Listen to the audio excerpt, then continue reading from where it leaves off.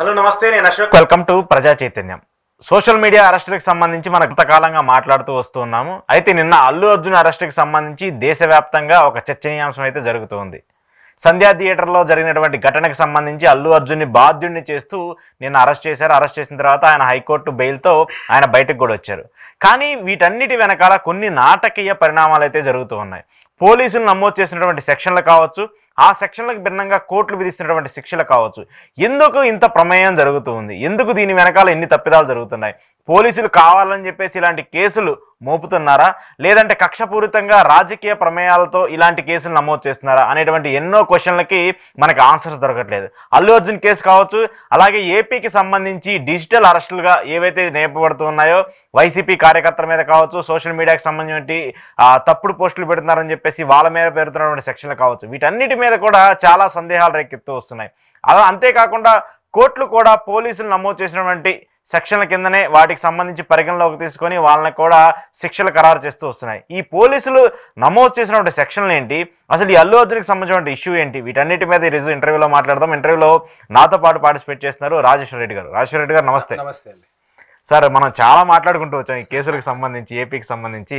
నేను అంటే ఇప్పుడు ప్రజెంట్ ట్రెండింగ్లో ఉందంటే అల్లు అర్జున్కి సంబంధించిన అరెస్ట్ ఏంటి, ఈ అరెస్ట్ గురించి మీరు కూడా చాలా సెర్చ్ చేసి ఉంటారు, రీసెర్చ్ చేసి ఉంటారు.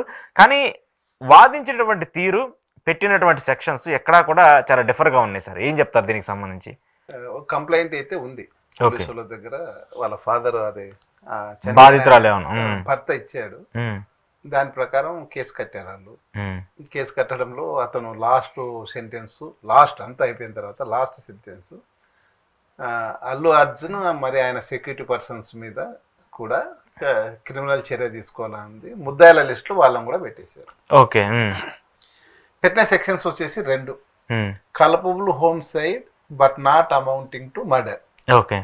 రెండోది వచ్చేసి voluntary causing hurt, grievous hurt కానీ 2 సెక్షన్స్ పెట్టారు. అవి ఇప్పుడు 105, 118 సబ్సెక్షన్ 1 అని పెట్టారు. దీనికి మర్డర్కు కలపబుల్ homicide but not amounting to మర్డర్కి ఒక ఉల్లిపొరంత డిఫరెన్స్ ఉంటుంది. అది చెప్పాలంటేనే 2 రోజులు 3 రోజులు పడుతుంది క్లాస్ చెప్పాలంటే. అప్పటికి అన్ని డౌట్లే ఉంటాయి. అంటే ఇంటెన్షన్, నాలెడ్జ్ ఇవన్నీ ఉంటాయి. అది మీకు ఇక్కడ చెప్తే కూడా పెద్ద ఇబ్బంది ఉంటుంది, ప్రేక్షకులకు కూడా ఇదేం కాదు. అంటే culpable homicide but not amounting to murder అంటే, కల్పబుల్ హోమ్సైడ్ అనేది లాటిన్ పదం.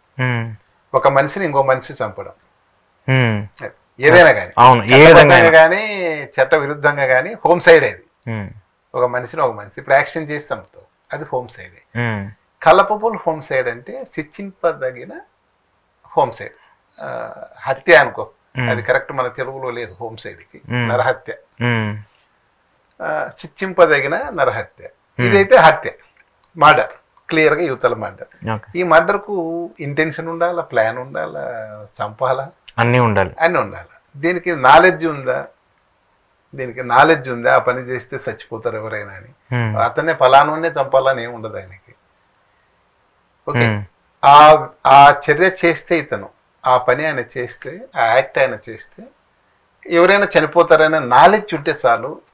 అప్పుడు culpable homicide but not amounting to murder అని సెక్షన్, అది 105. ఓకే. అది పెద్ద డెఫినేషన్. అది పెద్ద పెద్ద బుక్కులు రాశారు దాని మీద. ఇప్పుడు ఒకవేళ సరైన జాగ్రత్తలు తీసుకోకపోతే ఇతను ఒకసారి కుర్తిలో జరిగింది. అద్భుత కుమార్ అని ఒక ఆయన క్రైస్తవ మత బోధకుడు, ఏదో మంత్రి ఇచ్చిన నూనె ఇచ్చేసి క్యాన్సర్స్ బాగా తీస్తుంటారని చెప్తుంటారు.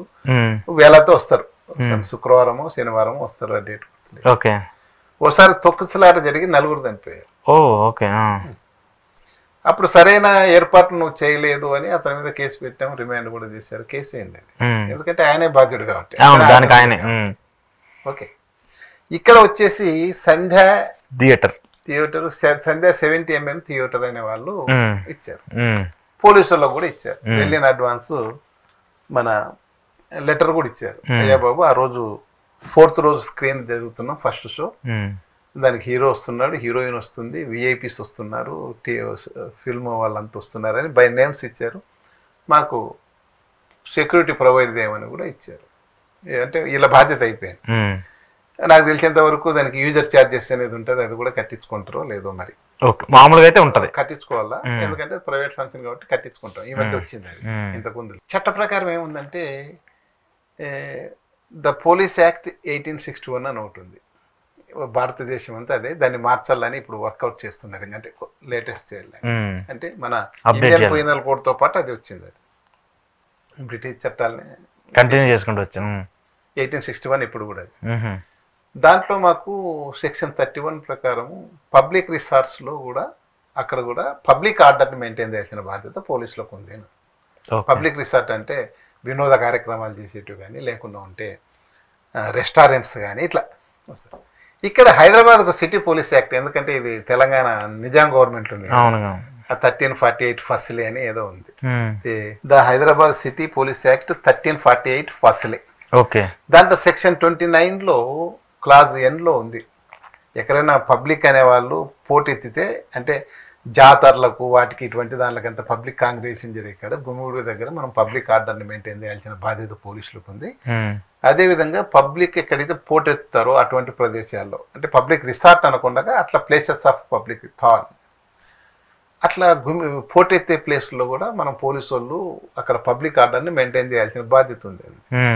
వీళ్ళు ఇంటిమేషన్ ఇచ్చారు, వీళ్ళతో యూజర్ ఛార్జ్ చేసి తీసుకున్నారా లేదనేది, కానీ అతనైతే ఇవ్వాలి, లేదన్నప్పుడు వీళ్ళకి సపరేట్గా నోటీస్ ఇవ్వాలి, అయ్యా మీరు అది చేయకూడదు, స్క్రీన్ చేసేయలేదు, మేము దాన్ని మెయింటైన్ చేయలేము, పబ్లిక్ ఆర్డర్లో హీరోయిన్ వస్తే ఇచ్చారు కదా రాశారు, వాళ్ళు వస్తే మాత్రం మేము అక్కడ జనాల్ని కంట్రోల్ చేయలేమని వెంటనే ఒక నోటీస్ ఇచ్చేసి సెక్షన్ 144 అని ఉండే సిఆర్పిసి, దాంట్లో ఫలాని వ్యక్తి ఫలాని సాటికి రాకుండా నిషేధించే అధికారం ఎగ్జిక్యూటివ్ మేజిస్ట్రేట్కి ఉంది, పబ్లిక్ ఆర్డర్ మెయింటైన్ చేసే ఉద్దేశం.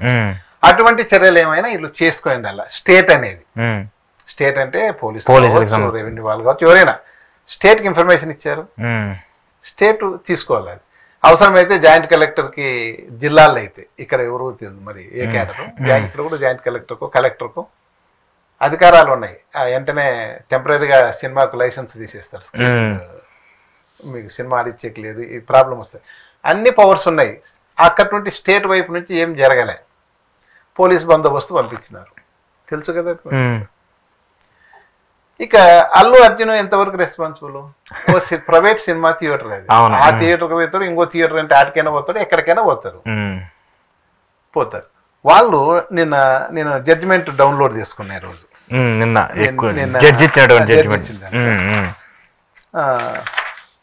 ఈ పబ్లిక్ ప్రాసిక్యూటర్ ఏం చెప్తున్నా అంటే, ద పిటిషనర్ అంటే ఈయన Allu Arjun without obtaining prior permission from police అంటారు, and knowing well proceeded to Sandhya 70mm theatre to watch the premiere show of Pushpa 2, leading to an untoward incident causing the death of wife and causing injuries to son of respondent number 2.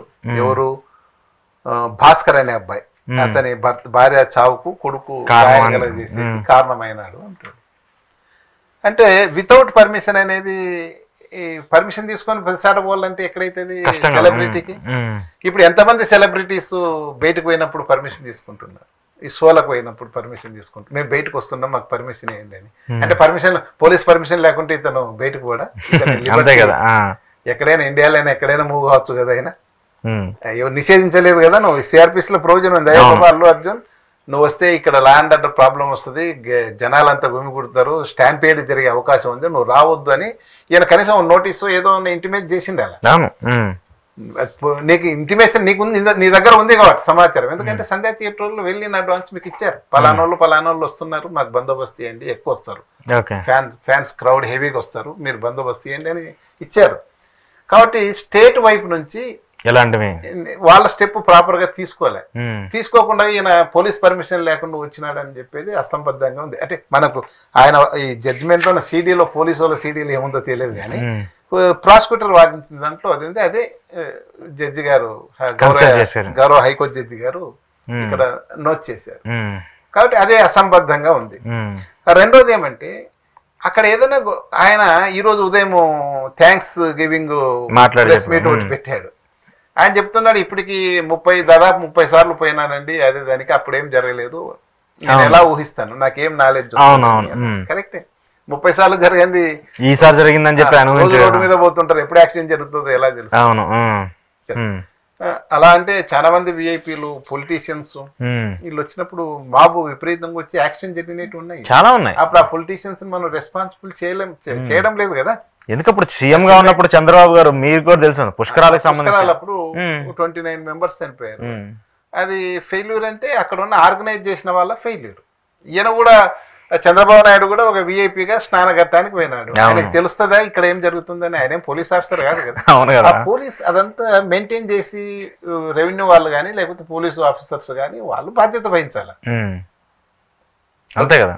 అంతేగాని ఇవన్నీ మేము జైల్లో పెడతామంటే కాదు కదా.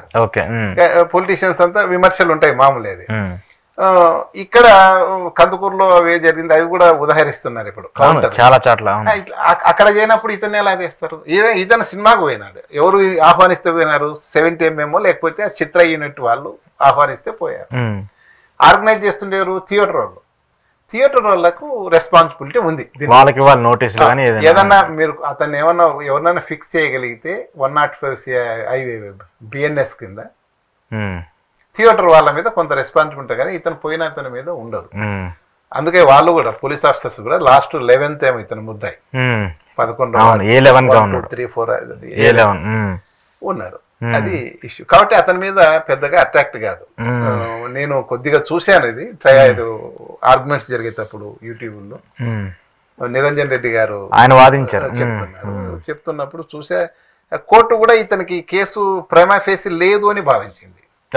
ఎందుకంటే నిరంజన్ రెడ్డి గారు right టైంలో, ఎందుకంటే ఆ కేసు వాళ్ళు పెట్టేసింది క్వాష్ కింద వేశారు. అంటే పాత సిఆర్పిసి 482 ఇన్హెరెంట్ పవర్స్ ఉంటాయి హైకోర్టుకు, దాని కింద ఎఫ్ఐఆర్ని క్వాష్ చేయండి, నాకేం సంబంధం లేదండి. ఇప్పుడు నేను చెప్పిన ఆర్గ్యుమెంటే చెప్పింటారు అక్కడ. అయితే అది ఆ రోజు ట్రయల్కి వస్తుందని పొద్దున్నే అరెస్ట్ చేసుకుని ఆయన అరెస్ట్ చేసి లోపల తీసిపోయాక ఇంకేం వాళ్ళకేం ఉపయోగం ఉండదు, ప్రొటెక్షనే ఉండదు. పబ్లిక్ ప్రాసిక్యూటర్ ఏమన్నాడు, అయ్యా బాబు కోర్టుకు తెప్పారు, దీంట్లో వాళ్ళు క్వాష్ కేసినారు, అది నడుస్తుంది ప్రొసీడింగ్స్, బెయిల్ ఏమని కానీ వాళ్ళు అడగారు, మీరు బెయిల్ ఎలా ఇస్తారని క్వశ్చన్ చేస్తున్నారు హైకోర్టు వల్ల 482 ఇప్పుడు ఏదో మన 482 చెప్పింది. సిఆర్పిస్లో ఇంకో కొత్తది ఏదో ఉంది, ఇప్పుడు కొత్త సిఆర్పిస్లో 500 చిల్లర ఏదో వస్తుంది, అది 528 ఇప్పుడు 482 కిందనే మాట్లాడదు జడ్జి గారు. దాని కింద ఉన్న ఇన్హెరెంట్ పవర్స్ లో మేము వాళ్ళ ప్రేయర్ని కూడా ఆల్టర్ చేసే అధికారం మాకుంది, మేము ఇస్తున్నాం. ఎందుకంటే ఈ నిరంజన్ రెడ్డి గారు అర్నాబ్ మనోరంజన్ గోస్వామిస్ లో ల్యాండ్ మార్క్ జడ్జిమెంట్ అది. దాంట్లో ఒక పర్సనల్ లిబర్టీకి భంగం కలిగినప్పుడు కోర్ట్స్ ఫస్ట్ ప్రయారిటీ దానికి ఇవ్వాలనేది ఉంది. ఎందుకంటే ఒక పర్సనల్ లిబర్టీకి డిప్రైవ్ అంటే కట్టేలు చేసేటప్పుడు భంగం కలిగినప్పుడు ఈ కోర్టులు ముందు వరుసలు ఉండాలి, ఫస్ట్ ప్రయారిటీ అతనికి కాబట్టి ఇటువంటి సందర్భం వచ్చినప్పుడు ప్రేమ పేసీ లేకుండా కూడా చూడాలి, అతని మీద ఇంతకు నేరం ఉందా లేదా చూడాలి. ఒక జైలు పంపించేస్తే ఎద్దినిందంటే గంట గట్టి అన్నట్లు కాకుండా ఆ ఎఫ్ఐఆర్ లో అతను నేరం ఉందా లేదా అనేది కూడా చూడాలా. నేను అట్లేం భావించడం లేదు కాబట్టి ఇస్తున్నాము, అతని పర్సనల్ లిబర్టీకి భంగం కలుపుకోకుండానే నేను ఇప్పుడు రాత్రికే రిలీజ్ చేయమని ఇస్తున్నాము. ఎందుకంటే అమ్మా వీళ్ళు అడిగారు ఎవరు నిరంజన్ రెడ్డి వాళ్ళు, రేపు శనివారం ఎల్లుండి ఆదివారం మళ్ళీ సోమవారం వరకు అతను జైలు ఉండాలంటే అందుకే నేను జైలు సూపరింటెండెంట్కి ఇస్తున్నాను డైరెక్ట్ గా. లేదంటే ఈయన కన్సర్న్ కోర్టుకు పోయి కోర్టులో ప్రొడ్యూస్ చేసి వాళ్ళు ఆర్డర్ తీసుకొని జైలుకు పోయి మళ్ళీ సోమవారం మధ్యాహ్నం రాత్రి అవుతుంది రిలీజ్ చేసి, లేక మంగళవారం అవుతుంది. కాబట్టి అట్లా లేదు అని నేను సూపరింటెండెంట్కి ఇస్తున్నాను. Powers high court powers inherent powers ఉంటాయి, సందర్భం వస్తే అన్ని కూడా ఓవర్లుక్ చేస్తూ చేయొచ్చు, రాజ్యాంగానికి విరుద్ధం కానంత వరకు ఆ పవర్స్ యూజ్ చేయొచ్చు. నేను చేస్తానండి అని చేశారు, అది జరిగింది. అది అంటే ఆయన మీద లేనట్లే కదా, లేదు ఫ్యాక్ట్స్ లేవని కోర్టు అభిప్రాయపడినందుకే అది ఇచ్చింది అనేది నా అభిప్రాయం. అది 105 లో ఆయన ఎలా అవుతాడు, ఆయన పోతే జరిగిందంటే బాధ్యత అవుతుంది, ఎట్లా అవుతుంది? ఇక్కడ ఒక పాయింట్ ఇప్పుడు మీరు చెప్పినట్టు సార్, పెట్టిన సెక్షన్లు ఇవి కూడా ఆయనకి సంబంధించి అప్లికబుల్ అయ్యే సెక్షన్సే కాదు. ఇప్పుడు 105 అనేది ఏమన్నా అంతో కింతో థియేటర్ యాజమాన్యం మీద చేయొచ్చు, ఒక డిపార్ట్మెంటల్ యాక్షన్ తీసుకోవాలంటే కన్సర్న్ పోలీస్ ఆఫీసర్స్ మీద సిటీ తీసుకోవచ్చు, ఎందుకంటే సరిగ్గా కాబట్టి.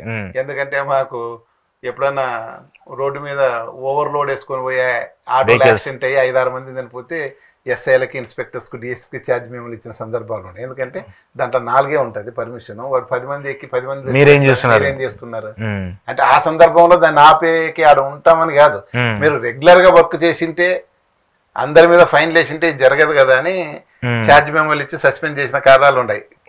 కాబట్టి ఇక్కడ కూడా ఈ ఇన్సిడెంట్ కి ఎవరిని బాధ్యత చేయాలా? యాజమాన్యం చేయాలా, పోలీస్ ఆఫీసర్స్ చేయాలా. అది అంటువర్డ్ ఇన్సిడెంట్ జరగకుండా నువ్వు ప్రివెంట్ చేయలేదని పోలీస్ యాక్ట్ లోనే ఉంది. Indian Hyderabad city police act లో కూడా ఉంది, ప్రివెంట్ చేయాలా అంటువర్డ్ ఇన్సిడెంట్ అని, లైఫ్ కు కాపాడాలా అని. అది 105 ఇతని మీద రాదు. నేను 200% చెప్తాను, అతని మీద దాన్ని ప్రూవ్ చేయలేదు. కానీ 105 culpable homicide but not amounting murder. అతను బాధ్యుని చేయలేరు. నెంబర్ 1 అతను చూస్తామని ఎగబడి వచ్చి చనిపోతే ఇతనే బాధ్యత, అతను మిస్టేక్ కాదు కదా. రెండోది వచ్చేసి ఇక్కడ సెక్షన్ 118 సబ్సెక్షన్ 2 అని 1 అని పెట్టారు. అదంటే వాలంటరీ కాజింగ్ గ్రీవియస్ హర్ట్ అని ఉంటుంది. వాలంటరీనెస్ ఉండాలి, సడన్ ప్రొవొకేషన్ కూడా కాదు. అంటే ఉద్దేశపూర్వకంగా ఒక మారణాయుధం తీసుకొని ఆ అబ్బాయిని గాయపరిచిండాల. ఎవరు యాజమాన్యం గానీ అల్లు అర్జున్ ఎవరైనా కావచ్చు. ఆ సెక్షన్ ఎలా వస్తుంది నాకు మీనింగ్ లెస్. అది దట్ ఈస్ ఓన్లీ యాక్సిడెంట్. ఇప్పుడు స్టాంపేడ్ అవుతుంది కదా, స్టాంపేడ్ అయినప్పుడు దానికంతా వాళ్ళు ఉద్దేశపూర్వకంగా గాయపరిచిన తర్వాత ఆ సెక్షన్ ఎందుకు వేసినారో నాకు ఇప్పటికీ అర్థం కావడం. 118 118 సెక్షన్ ఇప్పుడు పెట్టారు. 118 అనేది ఇంతకుముందు 324, 326. 324 అంటే చిన్న గాయము మారణాయుధంతో చేస్తే ఉద్దేశపూర్వకంగా, అంటే నిన్ను గాయపరచాలని నాకు కావాలని ఉద్దేశంతో చేస్తే, నేను గాయం చేయాలని నీ మీద నాకు ఫీలింగ్స్ ఉండి, కక్ష ఉండి, నాకు మోలఫైడ్ ఇంటెన్షన్ ఉండి, మెన్సీరియా ఉండి మీకు గాయం కలగజేయాలని ఉండాల. అలా జరిగితే చేసేది, చేసి అటువంటి సెక్షన్ ఇక్కడ ఎందుకు వేశారు? ఇది ఓన్లీ యాక్సిడెంట్ కదా. ఏ విధంగా సబ్స్టాన్షియేట్ చేసుకుంటారు? Who ever except in the case provided for by section 1 of sub section 122. ఇది సడన్ ప్రొవొకేషన్. నిన్న మోహన్ బాబు ఇష్యూ అయింది, ఇట్లా మీద కొడితే ఆయనకి అప్పటికే ఇరిటేషన్ లో ఉన్నాడు, తీసుకొని అట్లే కొట్టాడు. అది సడన్ ప్రొవొకేషన్, దానికి చాలా శిక్ష కూడా తక్కువ. ఇది అట్లా కాదు. అవి కాకుండా వాలంటర్లీ కాజెస్, వాలంటర్లీ అంటే ఉద్దేశపూర్వకంగా నీకు mens rea intentionally causes hurt by means of any instrument of shooting, అంటే మారణాయుధాలు, స్టాబింగ్, కటింగ్, గొడ్లీ an instrument which uses as a weapon of offence is likely to cause death. అంటే ఒక మరణం కలగజేసేంత వెపన్స్ తో, అంటే ఆయుధాలతో, రాడ్ గాని, ఒక రాయి గాని, కర్ర గాని, ఏదైనా సరే ఇన్స్ట్రుమెంట్ ఏదైనా గాని, తుపాకీ గాని, ఇటువంటివి ఉపయోగించి నువ్వు గాయపరిస్తే అప్పుడు 118 సబ్సెక్షన్ 1 గాని 2 గాని అవుతాయి. మరి ఇక్కడ స్టాంపేడ్ లో అబ్బాయికి దెబ్బలు తగిలితే ఈ అల్లు అర్జున్ కానీ, లేకపోతే సంధ్యా థియేటర్ 70mm యాజమాన్యం కానీ వాళ్ళకి ఏం ఇంటెన్షన్ ఉంటుంది? అంతే కదా. అసలు సెక్షన్ ఎట్లా అప్లై చేశారో ఎఫ్ఐఆర్ లో, మరి ఏమైనా తర్వాత వాళ్ళు సిడీలో మార్చుకున్నారేమో తెలియదు కానీ ఎఫ్ఐఆర్ ఇట్ సెల్ఫ్ ఫైనల్ లో ఉన్నటువంటి సెక్షన్స్ అవే. ఎఫ్ఐఆర్ లో అది ఉంది. ఇక్కడ ఏమో మన అంటే మనకున్న ఇన్ఫర్మేషన్ ఎఫ్ఐఆర్ ఉంది, తర్వాత ఇది ఉంది, ఇది కోర్ట్ ఆర్డర్ ఉంది నా దగ్గర. ఇక్కడ సెక్షన్స్ అదే 118 1 రీడ్ విత్ 35 ఆఫ్ బిఎన్ఎస్ ఉంది. అంటే వాళ్ళు రిమాండ్ కూడా అదే సెక్షన్ కింద పంపించారు. పంపించింది కూడా అదే సెక్షన్ కింద పంపించారు. కాబట్టి ఇవన్నీ ఎలా ఉంటదంటే కోర్టు రిమాండ్ చేసేటప్పుడు డెప్త్ అంటే మినీ ట్రయల్ చేయరు, రిమాండ్ ఇచ్చేస్తారు. ఇక్కడ ఒక డౌట్ సార్, ఇప్పుడు బేసిక్ గా ఇప్పుడు కోర్టులో సబ్మిట్ చేశారు, కోర్టు ఈ రిమాండ్ రిపోర్ట్ మొత్తం చదవాల్సిన బాధ్యత ఉంటది కదా? ఉంది. మీ మినీ ట్రయల్ చేయమని రకరకాల జడ్జిమెంట్లు ఉన్నాయి దీంట్లో. ఇప్పుడేమో హైకోర్టు ఏమో గ్రాంట్ చేసేటప్పుడు సుప్రీంకోర్టు కామెంట్స్ ని ఏ దాంట్లో కన్సిడర్ తీసుకుని Arnaud Goswami versus state of Maharashtra దాంట్లో అవి తీసుకొని ఇచ్చేసారు. వీళ్ళు ఇంకోటి తీసుకుంటారు, మినీ ట్రయల్ జరగకూడదండి, రిమాండ్ చేస్తాం, మీరు ఏదన్నా ఉంటే ట్రయల్ అప్పుడు చూసుకోండి, లేకపోతే రేపు బెయిల్ ఆర్గ్యుమెంట్ లో చెప్పండి అంటారు. అలా ఇప్పుడు అల్లు అర్జున్ కి సంబంధించి ఉన్నటువంటి కేసు వేరు, పెట్టిన సెక్షన్లు వేరు. ఏపీకి సంబంధించి కూడా ఇవే జరుగుతుంది. ఏపీలో ఘోరంగా జరుగుతుంది, ఇంకా ఘోరంగా.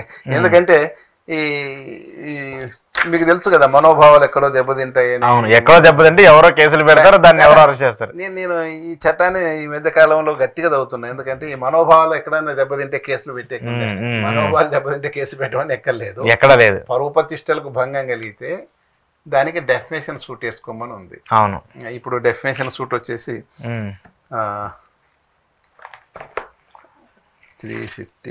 356. ఇంతకుముందు 500 ఉండే, ఇప్పుడు ఈ బిఎన్ఎస్ లో 356 ఉంది. దానికి కూడా నీకు సిఆర్పిస్ లో బార్ ఉంది. ఓకే, ఇక్కడ మన 217 లో సబ్సెక్షన్ 2 ప్రకారము 217 అంటే ఇప్పుడు బిఎన్ఎస్ఎస్ అంటారు. ఓకే, దాని ప్రకారం బార్ ఉంది. ఎవరంటే పోలీసులు డెఫినేషన్ కేసులు రిజిస్టర్ చేసేకి కూడా లేదు, వాళ్ళకి హక్కు లేదు, రిజిస్టర్ చేసేకి లేదు, మన ఇన్వెస్టిగేషన్ చేసేకి లేదు. ఎవరికైతే పరువు ప్రతిష్టకు భంగం కలిగిందో వాళ్ళే నేరుగా పోయి ప్రైవేట్ కంప్లైంట్, అంటే కంప్లైంట్ ఇంతకుముందు సెక్షన్ 200 అంటుంది, ఇప్పుడు ఏదో మారింది, దాని ప్రకారం వాళ్ళు కంప్లైంట్ ఫైల్ చేసుకోవాలి. ఓకే, అంటే ప్రైవేట్ కేసు చేసుకోవాలి. ఒకవేళ ప్రెసిడెంట్ ఆఫ్ ఇండియా కానీ, గవర్నర్ కానీ, లేకపోతే సెంట్రల్ మినిస్టర్ కానీ, స్టేట్ మినిస్టర్ కానీ, సీఎంలు, పిఎంలు, వీళ్ళ పరువు ప్రతిష్టకు భంగం కలిగినప్పుడు గవర్నమెంట్ పర్మిషన్తో పబ్లిక్ ప్రాసిక్యూటర్ కన్సర్న్ వీళ్ళ తరఫున వేస్తారు. ఓకే, అది కూడా పోలీసు వాళ్ళు కాదు, ఇది కూడా డైరెక్ట్ గా ప్రైవేట్ కేసు రూపంలోనే వేస్తారు. అంటే వాళ్ళకి, అంటే వాళ్ళు పర్సనల్ వేయకుండా పబ్లిక్ ప్రాసిక్యూటర్ ద్వారా వేస్తారు.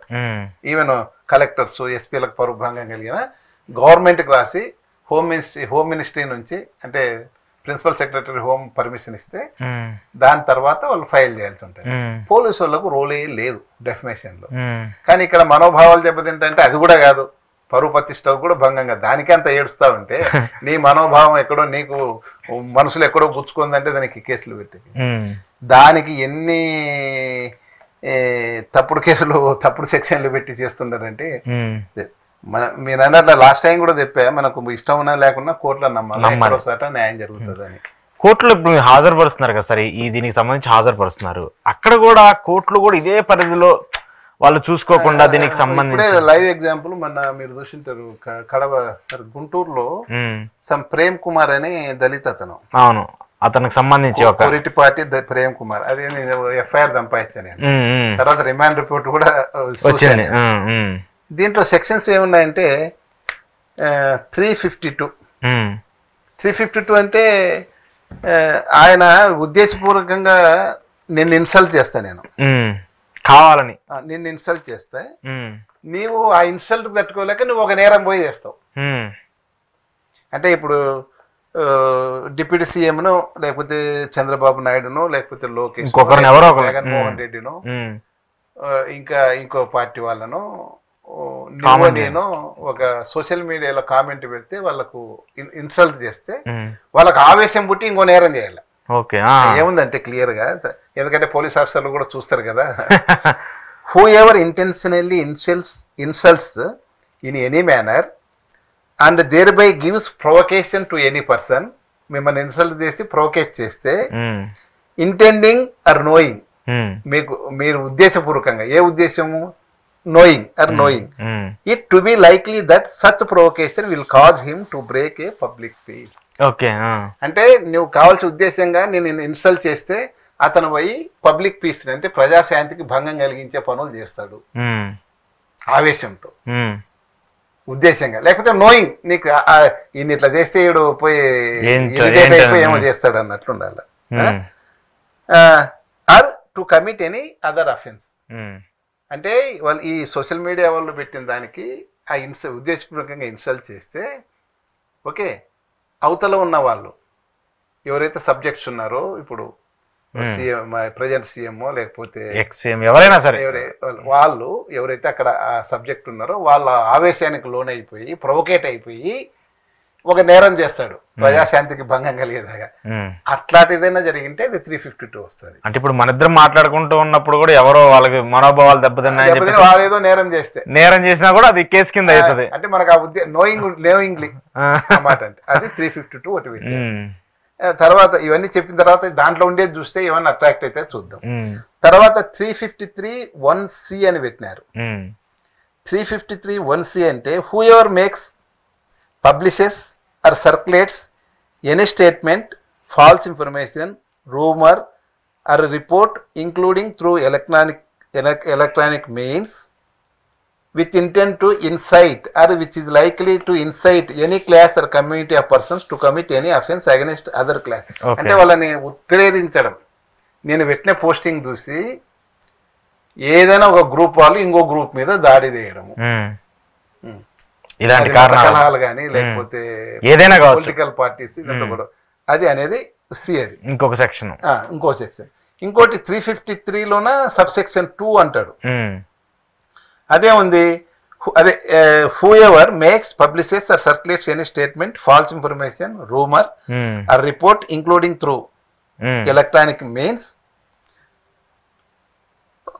makes, publishes or circulates any statement or report containing false information, rumor or alarming news including through electronic means with intent to create or promote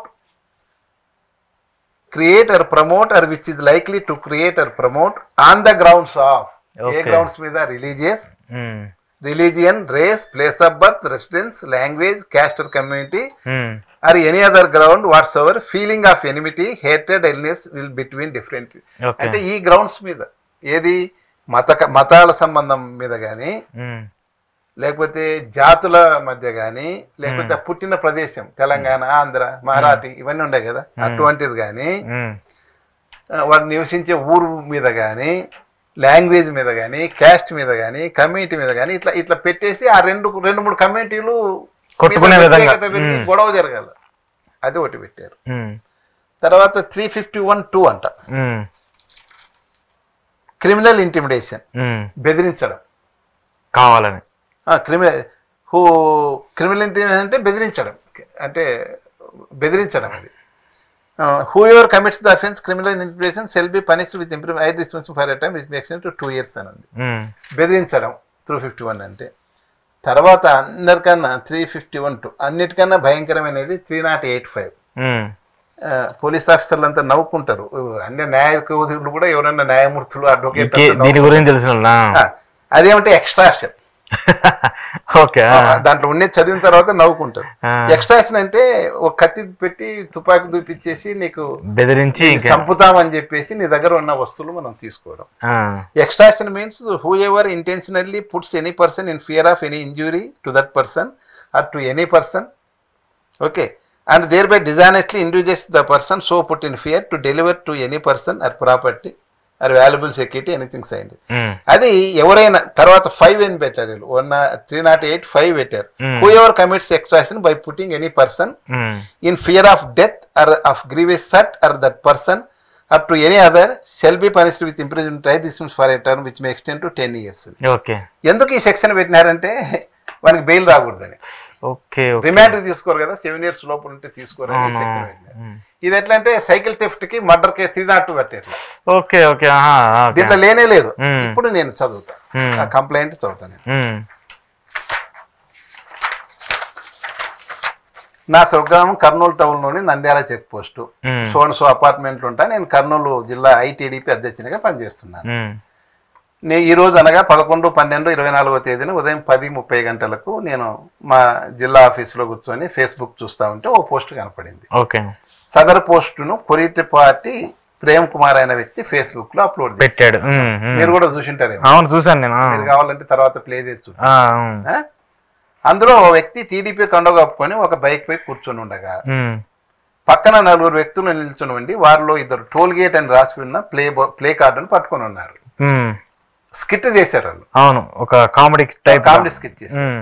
ఒక వ్యక్తి సెక్యూరిటీ యూనిఫామ్ వేసుకొని ఒక కారు నాపి టోల్ గేట్ అని చెప్పగా bike మీద కూర్చున్న వ్యక్తి రోడ్ల గుంతలు పూడ్చడానికి డబ్బులు లేవని డిప్యూటీ సీఎం గారు చెప్పారు. కాబట్టి డబ్బులు, పేరు కూడా చెప్పలేదు సార్ది, కాబట్టి డబ్బులు 100 రూపాయలు టోల్ కట్టి వెళ్ళని బెదిరించి తీసుకున్నట్లుగా ఉంది దాంట్లో.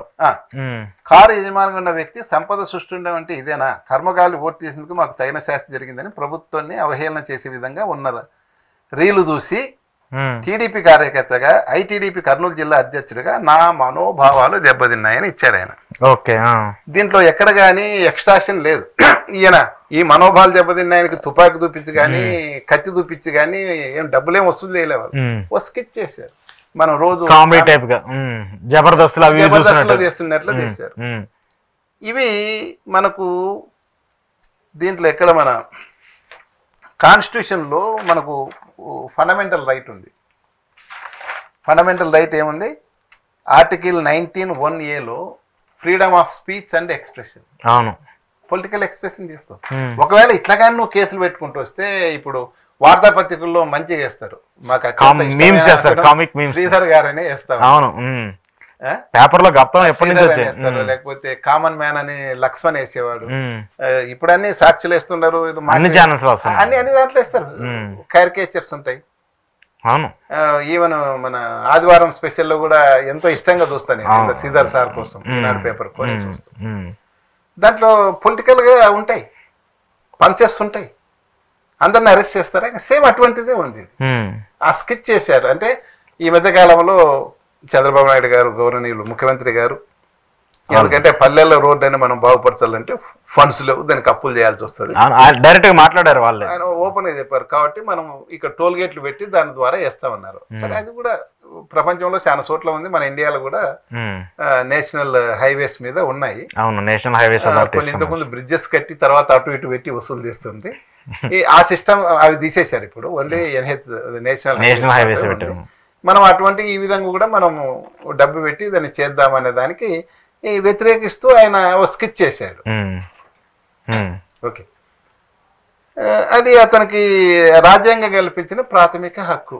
ఫ్రీడమ్ ఆఫ్ స్పీచ్ కింద ఎవరైనా మాట్లాడవచ్చు చేసి ఒక ఛాలెంజ్ చేశారు. నేను చేశాను, ఏం చేస్తారో చేయండి అని మళ్ళీ ఒకటి పెట్టాడు. దాంతో మండింది వాళ్ళకి, మండి వాళ్ళ నీకు చూపిస్తామని వెంటనే కర్నూలులో కేసు కట్టించారు. కట్టి అతన్ని వచ్చి అరెస్ట్ చేశారు. అరెస్ట్ చేసినప్పుడు కూడా డీకే బస్సు చెప్పిన సుప్రీంకోర్టు డైరెక్షన్స్ ఏది ఫాలో కాలే. అసలు ఎవరు కూడా తెలియదు, అది ఎక్కడ తీసిపోయింది తెలియదు. తర్వాత హేబియస్ కార్పస్ పిటిషన్ వేసినాక అదే రోజు గొడవ అయింది. నైట్ పొద్దున 10 గంటలకంతా ఫస్ట్ అవర్లోనే హైకోర్టుకు పోయారు. వీళ్ళు వాళ్ళ కొడుకుతో వేయించారు హేబియస్ కార్పస్ పిటిషన్. దానికి వెంటనే వాళ్ళు సమాధానంగా చెప్పారు, లేదండి మాకు ఇన్స్ట్రక్షన్స్ వచ్చాయి, కర్నూలు 3 టౌన్ పోలీస్ స్టేషన్ లో కేసు ఉంది, అక్కడ పెట్టేశారని. సరే, ఇంకా దాంట్లో వాళ్ళు పోలీసులు ఎలా అరెస్ట్ చేసినారు ఏం కథ అనేది తర్వాత అది, ఎందుకంటే సబ్జెక్టు కోర్టు మ్యాటర్ మేము మాట్లాడలేదు. దీంట్లో నేను చెప్పిన దాంట్లోనే ఇవన్నీ ఏమన్నా ఉన్నాయా? ఏది ఒక్క సెక్షన్ లేదు, అది ఒక్క సెక్షన్ అన్న ఉందా? 352 అంటే దీని వలన డిప్యూటీ సీఎం గారు ఏదన్నా ఇంకో నేరం చేస్తాడా ప్రొవోకేట్ అయిపోయి ఈ మాట పెట్టినందుకు? పక్కని చంపుతాడా, కొడతాడా, ఏం చేస్తాడు? కాగ్నిబుల్ అఫెన్స్ ఏం చేయడు. అది 351. నెక్స్ట్ వచ్చేసి 353(1)C ఏమన్నా కులాల మధ్య రేసుల మధ్య ఏమన్నా అవకాశం ఉండదు కదా, గ్రూపుల మధ్య గానీ ఏమన్నా ఉందే? అక్కడ కూడా లేదు. అంటే ప్రభుత్వం వైపు ప్రజలంతా వైపు అట్లా ఏమన్నా గ్రూప్లా కాదు కదా. అది అసలు ఆ సెక్షన్ ఏమాత్రం అట్రాక్ట్ కాదు. తర్వాత 351(2) క్రిమినల్ ఇంటిమిడేషన్. ఎవరిని బెదిరించినాడు? ఆయన ఏదో ఒక వీడియో చేశాడు. కంప్లైంట్ ఇచ్చిన తిలక్ గారు, జీ తిలక్ గారిని ఏమన్నా బెదిరించాడా? కనీసం ఫోన్ ద్వారా ఏమన్నా బెదిరించాడా? ఆయన కంప్లైంట్ ఇస్తే కదా, ఈయన బెదిరిస్తే కదా ఆడ కేసు పెట్టాల్సింది. ఈయన ఓన్లీ మనోభావాలే దెబ్బతింటాయి. ఈయనకేమన్నా మనోభావాలు దెబ్బతింటే అదేమన్నా పరుపతిస్తక సంఘం అనుకుంటే డెఫినేషన్ సూట్ వేసుకోవచ్చు. తర్వాత 3085 ఇది ఆశ్చర్యకరమైన ఇది. దీంట్లోనే ఎక్కడైనా కానీ ఈ తిలక్ గారిని ఏమన్నా తుపాకు చూపించి ఏమన్నా ఎక్స్ట్రాషన్ చేశాడా? అంటే సైకిల్ చెప్పుకి 302 కట్టినట్ల కదా ఇది.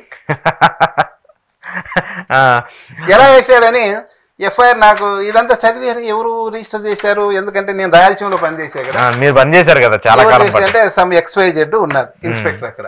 ఆ అబ్బాయి నా దగ్గర కూడా పనిచేశాడు. గురువు అంటుంటారు. నేను ఒక జోక్ చేస్తామని, రే నాయనా అట్లా వేసినవరా, నీకు చదువు నేర్పించిన తిడతారు కదా నన్నని నేను చేశాను. కానీ నా ఫోన్ ఎత్తలే, నా నంబర్ ఇంతవరకు రెస్పాండ్ కాలే. కానీ కావాల్సి ఆయన అంటే పక్కన ఉంటారు కదా, అందరినీ ట్రై చేస్తే అడిగా, సార్ మీ శిష్యుంది ఏం తప్పు లేదు, అది ఇట్లా బై ఇన్ఫ్లుయెన్స్ ఏం తెలియదు, అంతా ఒక టీం ఉంది, ఆ టీం టైప్ చేసి వస్తే ఈయన సంతకాలు పెట్టేదే, అన్ని జిల్లాల అందరు ఇన్స్పెక్టర్స్ అంతే చేస్తున్నారు, ఇది ఒక ఆర్గనైజర్గా ఒకసారి నోట్ వస్తుంది సార్, అది మీకు ఎందుకు చెప్పాలి అది అని. సరే ఓకే, ఒక మినిస్టర్ ఆఫీస్ నుండి వస్తుంది, దాని ప్రకారం చేస్తుంటారు. మరి ఎంత ఉన్నా కానీ కనీసం సెక్షన్స్ అన్నా కరెక్ట్ చేసుకోవాలి కదా. తప్పు చేసినప్పుడు జాగ్రత్తగా చేయాలన్నటువంటి రిమాండ్ ఇవ్వర్లే అని నవ్వుకున్నాం మేము. రాత్రి రిమాండ్ ఇచ్చేసిన అదే కదా ఇక్కడ పాయింట్. కోర్టు ఎలా ఇస్తుంది, దాన్ని ఎలా కన్సిడర్ చేస్తుంది? నా పాయింట్ కూడా అదే. ఇప్పుడు ఇంత క్లియర్ గా సెక్షన్స్ ఏది వర్కౌట్ అవ్వని తెలిసినా కూడా కోర్ట్స్ ఎందుకు వాటిని కన్సిడర్ చేస్తారు? ఆ సెక్షన్ ఎలా అర్థం కానీ కోర్ట్స్ ఎలా ఉన్నాయంటే చెప్పా కదా నేను, ఈ వేరే ప్రొసీడింగ్స్ రిమాండ్ 167 కింద ఇప్పుడు 187 ఏదో అయింది, దాని కింద ఇచ్చేటప్పుడు మినీ ట్రయల్ ఎందుకు చేస్తారు మీరు అనేది ఉన్నాయి కొన్ని డైరెక్షన్స్, దాని ప్రకారం చేసింటది. అయితే అదే రోజు ఇదే మన ఏది అల్లు అర్జున్ దాంట్లోన అర్నబ్ మనోరంజన్ గోస్వామి దాంట్లోన ఆయన ఎవరు నిరంజన్ రెడ్డి చెప్తూ దాంట్లో సుప్రీంకోర్టు ఏం చెప్పిందంటే ల్యాండ్ మార్క్ జడ్జిమెంట్ ఒక మనిషి లిబర్టీ పోతుంది. అరెస్ట్ అంటే చిన్న విషయం కదా, నీకు ఫండమెంటల్ రైట్ విరుద్ధం కదా, నువ్వు వేసిన సెక్షన్ ఏది కూడా అట్రాక్ట్ కావడం లేదు దీంట్లో. కాబట్టి హవెవర్ దెర్ వాజ్ హైకోర్టు ఏం చెప్పిందంటే పారాగ్రాఫ్ 68లో సుప్రీంకోర్టు ఆ కేసులో ఏది అర్నబ్ మనోరంజన్ గోస్వామిస్ కేసులో 68 పారాగ్రాఫ్లో ఏం చెప్తుందంటే however there was a failure of the high court to discharge it's అడ్జుడికేటరీ function at 2 levels. అంటే కింది కోర్టు, అది మహారాష్ట్ర కాబట్టి బాంబే హైకోర్టు ఉంటుంది. వాళ్ళు 2 తప్పులు చేశారు దీంట్లో. ఇది క్వాష్ పిటిషన్కి వచ్చినది. First in part J declining to evaluate prima facie at the interim stage in a petition for quashing the FIR as to whether and arguable case has been made out అంటారు. అంటే ఆ FIR లోన prima facie ఉందే అంటే ఈ వాడు రాసిన దానికి వీడు చేసిన దానికి సెక్షన్స్ అట్రాక్ట్ అయితే లేదా ప్రైమా ఫేసి ఉందా లేదా అని చూడాల్సిన హైకోర్టు అని చెప్తారు. తర్వాత సెకండ్లీ ఇన్ డిక్లైనింగ్ ఇంటరిమ్ బెయిల్ని ఇంటరిమ్ బెయిల్ అడిగితే దాన్ని గ్రాంట్ చేయకుండా పోవడం కూడా of its failure to render prima facie opinion the first. ముందు ప్రైమా ఫేసి చూడకపోవడం ఒక తప్పు, ఆ చూడకోకుండా ఈయనకి ఇంటరిమ్ బెయిల్ ఇవ్వకుండా ఉండడం రెండో తప్పు చేసింది హైకోర్టు అనే అభిప్రాయం ఉంది. పడి చెప్తూ దాంట్లో 226 ఆర్టికల్ కింద ఇంటరిమ్ ఆర్డర్ ఇచ్చే పరిస్థితి ఉంది హైకోర్టుకు, కానీ ఇవ్వలేదు అని రాస్తూ the doors of this court అంటే supreme court cannot be close to a citizen who is able to establish prima facie that the instrumentality of the state is being weaponized for using the force of criminal law. Okay. Force of criminal law. అంటే state యొక్క weapons అంటే police వాళ్ళు forceful గా criminal లాని మన మీద రుద్దుతా ఉంటారు. ఆ వ్యక్తి ఎవరైతే బాధితుడు ఉంటాడో వాడు ప్రైమా ఫేసి ప్రూవ్ చేసుకోవాలి, అయ్యా నా మీద ఈ కేసులు రావని ప్రూవ్ చేసుకునే పరిస్థితి ఉన్నప్పుడు అతనికి మనం ఎప్పుడు డోర్స్ ఓపెన్ చేసి పెట్టాలి. చేస్తూ our courts must ensure that they continue to remain the first line of defence against the deprivation of the liberty of citizen. అంటే మన కోర్టు ఫస్ట్ ప్రియారిటీ ఉండాలి.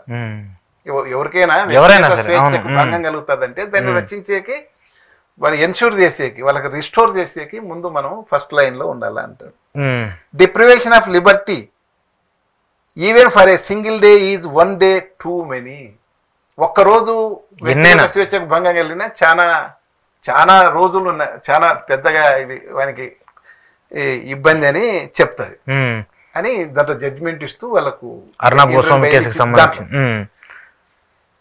దాని మీదనే నిన్న వాదనలు మొత్తం జరిగాయి. ఎందుకంటే పబ్లిక్ ప్రాసిక్యూటర్ ఏం చెప్పారు, అయ్యా బాబు వాళ్ళు వేసింది పిటిషన్ అయితే మీరు దీని మీద ఎందుకు మీరు ఇంటరిమ్ బెయిల్ ఎలా ఇస్తారంటే నాకు 482 కింద ఇన్హెరెంట్ పవర్స్ ఉన్నాయి, సుప్రీంకోర్టు అలా చెప్పింది, మన పబ్లిక్ లిబర్టీ రోజంతా నైట్ లేకపోతే 2 శనివారం ఎల్లుండి ఆదివారం దెబ్బతీసినట్టే కదా, 3-4 రోజులు అతను పబ్లిక్ లిబర్టీకి పోయినప్పుడు ముందు ఉండాలి కదా అని ఇంకా కూడా కొన్ని కొటేషన్స్ కూడా చెప్పారు. పాతవి ఎప్పుడో బ్రిటిష్ కాలంలో ఉన్నాయి. Every court in our country would do well to remember. ఆ కోర్టులోనే సుప్రీంకోర్టు పారాగ్రాఫ్ 72లో చెప్పింది, Lord Denning's powerful innovation in the first Hamlyn lecture titled freedom under law 43 అని పెట్టింది. దాంట్లో ఏం చెప్తారంటే ఆయన whoever one of the judges takes seat అంటే ఒక జడ్జి పోయి సీట్లో కూర్చుంటేనే there is one application which by long tradition has priority over all others. చాలా అప్లికేషన్స్ వస్తుంటాయి కానీ మన పద్ధతి ఒక ట్రెడిషన్ ప్రకారం ఒక అప్లికేషన్ మాత్రం మనం టాప్ ప్రియారిటీ ఇవ్వాలి. ఏంది ఏదంటే the council has but to say my lord I have an application which concerns the liberty of the subject okay అని చెప్తే, అంటే నాది అప్లికేషన్ ఉంది, ఒక వ్యక్తిగత స్వేచ్ఛకు భంగం కలిగించింది, దాని మీద నా అప్లికేషన్ ఉంది అంటే అన్ని పక్కకు పెట్టేసి దీన్ని తీసుకోవాలా అని చెప్పి ఉంది. And fourth with the judge will put all other materials aside and here it. అన్ని పక్కన పెట్టి ముందు స్వేచ్ఛకు భంగం కలిగినప్పుడు దాన్ని హియర్ చేసి దానికి న్యాయం చేయాలనేది అప్పుడు చెప్పిందని అర్నబ్ గోస్వామి దాంట్లో సుప్రీంకోర్టు దాన్ని కూడా ఉపయోగించింది. దాన్ని బేస్ చేసుకొని నిన్న ఇష్యూ మొత్తం అల్లు అర్జున్ దాంట్లోన గౌరవనీయ హైకోర్టు వాళ్ళు రెస్పాండ్ అయ్యారు. అప్పటికి వీళ్ళు ఏం చెప్పారంటే, మన పబ్లిక్ ప్రాసిక్యూటర్ వాళ్ళు ఈ పిటిషనర్ అంటే అల్లు అర్జున్ పోలీస్ పర్మిషన్ తీసుకోకుండా సినిమాకి వచ్చేసారు, అందుకోసం ఇది జరిగింది అని. అంటే పోలీస్ పర్మిషన్ తీసుకొని రావాలంటే ఎక్కడ వీలైతుంది అంత కష్టం కదా. అంటే ఈయన రోజు మూవ్ కావాలంటే ఇంకా ఇంట్లో ఉండి బయటకు రావాలంటే పోలీస్ పర్మిషన్ తీసుకొని లెటర్ పెట్టాలి. ఆ పోలీసు వాళ్ళకి కూడా అదే పని కాదు కదా, కష్టం అవుతుంది కదా. కాబట్టి ఆ వాదనని ఏకీభవించలేదు. పైగా ఈ కోర్టు ఇది సంధ్యా థియేటర్ వాళ్ళు ప్లస్ ఫిల్మ్ మేకింగ్ సంస్థ ఉంటుంది కదా, వాళ్ళ వెళ్ళిన అడ్వాన్స్ పోలీసు వాళ్ళు కూడా ఇంటిమేట్ చేశారు. ఇవన్నీ కూడా తీసుకోండి. సరే, ఇది అల్లు అర్జున్ తీసుకొస్తే ఈ కేసులోన రిమాండ్ చేసేసారు. వెంటనే అక్కడ అడ్వకేట్స్ పోయి ప్లీడ్ చేశారు, ఇది అట్రాక్ట్ కాదన్నారు. సరే, ఎలాగో నేనే కదా బెయిల్ ఇచ్చేది, ఈ కోర్టే కదా, మీరు బెయిల్ కేసుకోమన్నారు. అది బెయిల్ కేసుకున్నారు లేదో మనకు తెలియదు. అది హేబియస్ కార్పస్ పిటిషన్ కూడా హైకోర్టులో పెండింగ్. అయితే అతను జైల్లో ఉన్నాడు కదా, అతని లిబర్టీ పోయింది కదా, దెబ్బతిన్నట్టే కదా. నీకు ఎఫ్ఐఆర్ లో వేసిన సెక్షన్స్ కు ఏది కూడా ఎఫ్ఐఆర్ మ్యాటర్ కు సంబంధమే లేదు. ఆయన మనోభావాలు ఒక్కటి దెబ్బతిన్నాయి. అతను వచ్చేసి అతని పేరు ఎక్కడా బెదిరించలేదు, ప్రేమ్ కుమార్ ఎక్కడా బెదిరించలేదు. ప్రేమ్ కుమార్ ఈ తిలక్ అనే కంప్లైంట్ ని ఎక్కడ బెదిరించి డబ్బులు తీసుకోలేదు, ర్యాన్సమ్ లేకపోతే చంపేస్తాను ఇది డెలివరీ చేయమని చెప్పలేదు. తర్వాత ఆయన ఈ స్కిట్ చేసినంత వలన deputy CM government deputy CM గారు ఏదన్నా పోయి అయిపోయి ఏదైనా నేరం చేయలేదు. ఎవరైంది దేనికి సంబంధించింది, ఏ రిలీజియన్ కానీ, ఏ రేస్ కానీ, ఒక క్యాస్ట్ కానీ, కమ్యూనిటీ కానీ, లేకపోతే ప్లేస్ ఆఫ్ బర్త్ ఒక ఊర్ను కానీ ఏది కూడా దీంట్లోనే ఏది లేదు. ఏ సెక్షన్ కూడా అట్రాక్ట్ కాదు. అయినా ఇప్పుడు జైల్లో ఉన్నాడు. ఓకే, సో ఇదంతా ప్రాబ్లం ఏమంటే ఎనీ టైం ఇంకొకరికి ఎక్కడికో నాకు తెలిసినంత వరకు శ్రీకాకుళంలోనూ ఆ ఏరియాలో చాలా దూరం కదా, కర్నూలు నుండి శ్రీకాకుళం టెక్కలి ఆ ఏరియాలో ఎవరికొరకు మనోభావాలు దెబ్బతిని ఆ సేమ్ ఎఫ్ఐఆర్ ఇష్యూ అవుతుంది. సో ఇక్కడ నుంచి మళ్ళీ ఆయన అక్కడ తీసుకొని పోతారు. అట్లా ఇంటూరు రవికుమార్ అనేది ఆయన మీద ఎన్నో ఉన్నాయి రకరకాలుగా. ఆయనది కూడా నేను చాలా ఇంట్రెస్ట్ గా చూశాను. మీరు స్టడీ చేశారు ఆ కేసు? ఈ కేసు స్టడీ చేస్తే ఒక కేసులో ఇది 228 ఎఫ్ఐఆర్ పల్నాడు మాచర్ల టౌన్ లో ఉంది. ఇది చాలా ఉన్నాయి. ఆయన పలానా రోజు పెట్టారు. ఆయన మీద చాలా కేసులు నమోదయ్యాయి, చేశారు. సుమారు ఒక 10 ఇన్సిడెంట్స్ కో ఏమో చేశారు. నేను దాన్ని డివైడ్ చేశాను ఏదేది ఏ కేసు ఏంటి అనేది, ఏ రోజు ఏం పెట్టినాడు. ఒకటి కనీసం అలర్ట్ కూడా ఇవ్వకుండా లక్షలాది మందిని ముంచిన తన చేతకానితనాన్ని డైవర్ట్ చేయడానికి పడవ డ్రామా ఆడుతున్న డైవర్షన్ అంకుల్ అని ఒకటి పెట్టాడు. ఏది అప్పుడు వరదలు వచ్చాయి కదా, దీంట్లోనే అబ్సినిటీ ఉంది. 67 ఐటీ యాక్ట్ పెట్టారు. అబ్సినిటీ ఉండాలి కదా 67 అంటే. ఏదైనా 67 అంటే ఎలక్ట్రానిక్ మీడియా ద్వారా యూత్ చెడిపోయేలాగా బూతు బొమ్మలకు సంబంధించి అది 67. అంతేగాని ఆ బూత్ చూపించిన వాళ్ళ వ్యక్తి యొక్క ప్రైవసీని వాళ్ళ గౌరవాన్ని రక్షించాలని కాదు, పబ్లిక్ చెడిపోకుండా చేయాలనేది ఐటీ యాక్ట్ లో 67 అది లేదు. దీంట్లోన ఇంటెన్షనల్ ఇన్సల్ట్ కూడా ఏం లేదు. ఇప్పుడు అన్నట్ల ఈ పోస్ట్ పెట్టినందుకు ఆయన 352 పెట్టినారు. దాంట్లో ఆయన ప్రొవోకేట్ అయ్యి ఇంకో నేరం చేసే అవకాశం లేదు గౌరవ ముఖ్యమంత్రి గారు చంద్రబాబు. అదేవిధంగా ఈ రెండు గ్రూపుల మధ్య రిలీజియన్, క్యాస్ట్లు, ఇట్లా ఏ రెండు గ్రూపులు కూడా దీని మీద గొడవలు చేసేది లేదు, హిల్ ట్రీట్ లేదు, గొడవలు ఏం జరగను కూడా జరగలేదు, చాలా రోజులు లేదు. అవునా? తర్వాత ఈ కామెంట్ అనేది ఇది మన fundamental right, freedom of speech, article 19(1)A freedom of speech and expression. ఏమన్నా పరువు భంగం కలిగింటే వీళ్ళకు వీళ్ళు డెఫినేషన్ 356 ఏదో ఉంది వేసుకోవచ్చు. అవును, కానీ అవన్నీ చేయకుండా ఇప్పుడు ఈ సెక్షన్స్ అన్ని పెట్టేసి చేస్తున్నారు. ఎద్దిని ఏంటంటే దొడ్లగట్టి ఏమన్నట్లా జరిగిపోతుంది. ఎందుకంటే 111 అనేది కూడా పెట్టారు గతంలో. 111 మనం